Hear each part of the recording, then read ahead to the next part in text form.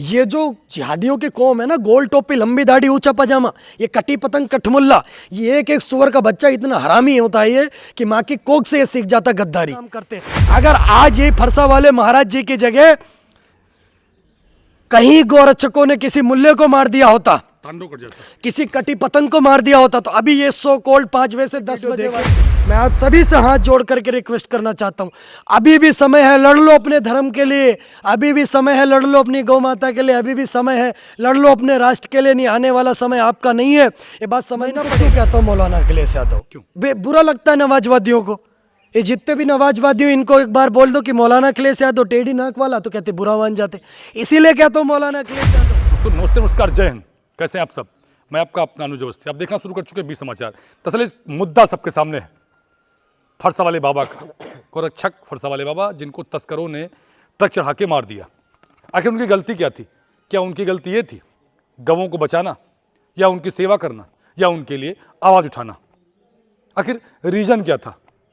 हमारे साथ अभिषेक ठाकुर है, इनसे उस पूरे मुद्दे पर, उस प्रकरण पर बातचीत करें। अभिषेक जी, कैसे क्या हो गया है?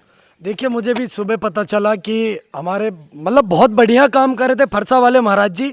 एक तरीके से माने जाए तो मथुरा से लेकर के पूरे क्षेत्र में उनका बहुत अच्छा बोलबाला था और बढ़िया काम कर रहे थे गौ माता के लिए, सनातन के लिए, हिंदुत्व के लिए। उन्होंने अपनी पूरी ज़िंदगी गौ माता के लिए न्यौछावर कर दी। उन्होंने पूरी ज़िंदगी अगर कुछ करा तो केवल गौ माता की सेवा ही करने का काम करा, उनकी रक्षा करने का काम करा। महाराज जी के पास कहीं से भी कॉल आती थी, वो खुद पूरी टीम के साथ वहाँ पहुँचते थे। कल भी उनके साथ ऐसे ही हुआ। कल भी उनके पास फोन आया, सेम जैसा गोरक्षक के पास नॉर्मली होता है कि हेलो, यहाँ पर गौवंश के ट्रक जा रहा है, आप आ जाइए। वो वहाँ पहुँचते हैं, तस्कर गाड़ी नहीं रोकता, गाड़ी उनके ऊपर चढ़ा देता। ये कोई संयोग नहीं है, एक सोचा समझा प्रयोग है। आप देखिए, जब से रमजान का ये महीना चल रहा है, जिसको सो कॉल्ड पाक महीना कहते हैं, कि इस पाक महीने के अंदर अल्लाह से आप अपने गुनाहों का तौबा करते हैं। लेकिन आप एक बात बताइए, किसी गोरक्षक को मार देना, सलीम वास्तिक को मार देना, ऐसी तरुण खटीक को मार देना, ऐसी कितनी घटनाएं आप देखेंगे इसी रमजान के अंदर। और सबसे बड़ी शर्मनाक बात आप ये देखिए कि फरसा वाले महाराज जी के ऊपर ट्रक चढ़ा दिया, और वो कहाँ के रहने वाले थे? वो मेवात के रहने वाले थे, जो तस्कर थे।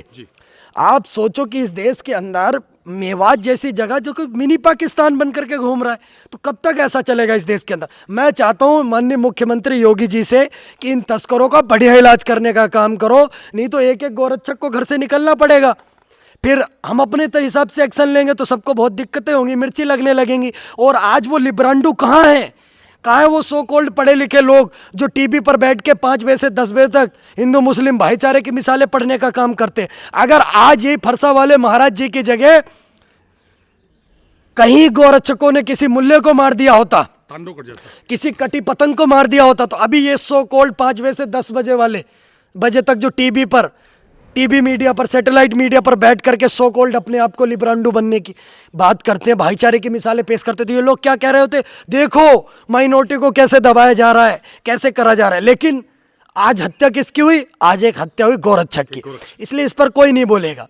आज वो लोग नहीं बोलेंगे जिनको गौशालाओं से दुर्गंध आती है, वो लोग आज इस पर नहीं बोलेंगे। वो लोग कहाँ बोलते?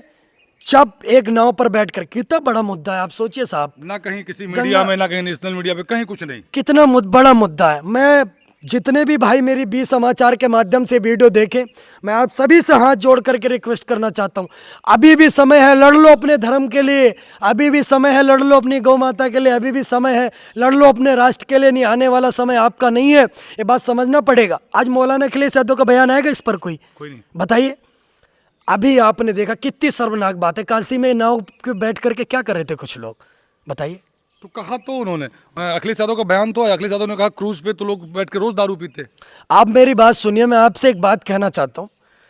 मैं इनको क्यों कहता हूँ मौलाना अखिलेश यादव? क्यों बुरा लगता है नवाजवादियों को? ये जितने भी नवाजवादी हो इनको एक बार बोल दो कि मौलाना अखिलेश यादव टेढ़ी नाक वाला, तो कहते बुरा मान जाते। इसीलिए कहता हूँ मौलाना अखिलेश यादव, सोचिए हिंदू का सब कुछ किससे जुड़ा हुआ है? गाय और गंगा से। गाय और गंगा का अपमान और हिंदू उस पर ना बोले, फिर कैसा हिंदू? हड्डी फेंक दी तो क्या हो गया? अरे मजाक समझ रखा है क्या? इनके बाप मरे हैं ना जब मुलायम सिंह यादव, उनकी भी अस्थियां गंगा में ही गई होंगी, मक्का में नहीं ले गए होंगे अस्थियां। हिंदुओं के प्रति इतनी घृणा पता नहीं इनके मन में कैसी पैदा हो जाती है। फिर इनको अगर बोल दो कि मौलाना के लिए से आता तो कहते मौलाना क्यों बोल दिया, और इनको और क्या बोले, नवाजवादी, नहीं तो इनको क्या बोले, यही बोलेंगे। और वो जितने भी दगड़ दल्ले क्रूज नाव पर बैठ करके वहाँ इफ्तारी मनाने का काम कर रहे थे, अगर यही कोई हिंदू मदीना में जाकर के कुछ कर दे फिर क्या करेंगे ये? तो बवाल तो मचेगा। बवाल तो मचेगा। लेकिन इसके ऊपर अगर कोई कुछ बात बोल रहा तो कहते कि हिंदू मुस्लिम भाईचारा, भाईचारा तो तब तक निभाएंगे, आप हमारी बहन बेटी, आप हमारे धर्म का सम्मान नहीं कर रहे, आप हमारी गौ माता का सम्मान नहीं कर रहे, आप हमारी गंगा माँ का सम्मान नहीं कर रहे। अरे गंगा माँ को तो इतना पवित्र माना जाता है, वहाँ लाखों लोग, करोड़ों लोग की आस्थाएं जुड़ी हुई हैं, वो डेली वहाँ आरती करने का काम करते।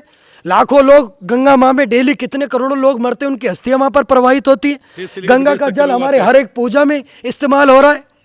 देश विदेश के लोग उसको अमृत समझ कर उसका पान करने का काम कर रहे हैं, आपने मजाक बना कर रखा हुआ है।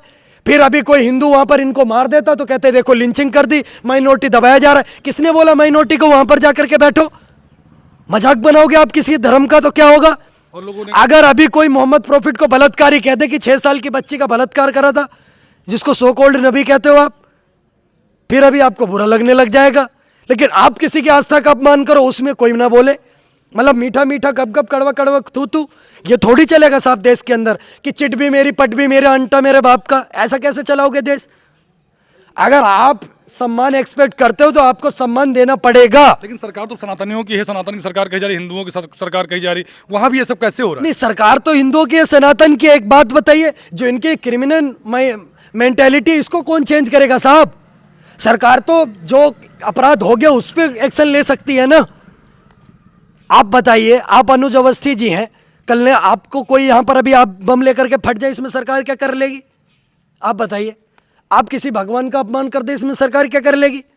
हाँ, आपने कर दिया उसके बाद सरकार एक्शन लेगी, लेकिन ये मेंटालिटी पैदा कहाँ से हो रही है, हमें इसको समझने की जरूरत है। इन मदरसाओं में ऐसा क्या सिखाया जा रहा है कि वहाँ से बच्चा निकल करके मुल्ला बन रहा है, और वो मुल्ला देश के किसी काम नहीं आ रहा है, बम विस्फोट करने का काम आ रहा है, देश में दंगे कराने का काम आ रहा है। क्या करा तरुण के साथ इन्होंने? लेकिन अब तो तरुण के मुद्दे में उठ के निकल के आ रहा, कहा जा रहा है कि बच्ची ने वो गुब्बारा फेंका ही नहीं था रंग का, वो तरुण ने फेंका था अपनी बुआ के ऊपर, ऐसा कुछ आ रहा है निकल के सामने। तरुण वहां था ही नहीं, सीसीटीवी की रिकॉर्डिंग देख लो। मैं वही तो बताता हूं आपको, ये जो जिहादियों की कौम है ना, गोल टोपी, लंबी दाढ़ी, ऊंचा पजामा, ये कटी पतंग कठमुल्ला, ये एक एक सुअर का बच्चा इतना हरामी होता है ये कि माँ की कोख से ये सीख जाता गद्दारी। गद्दारी इनकी माँ की कोख में सिखाई जाती, कैसे गद्दार बनोगे आप बताओ।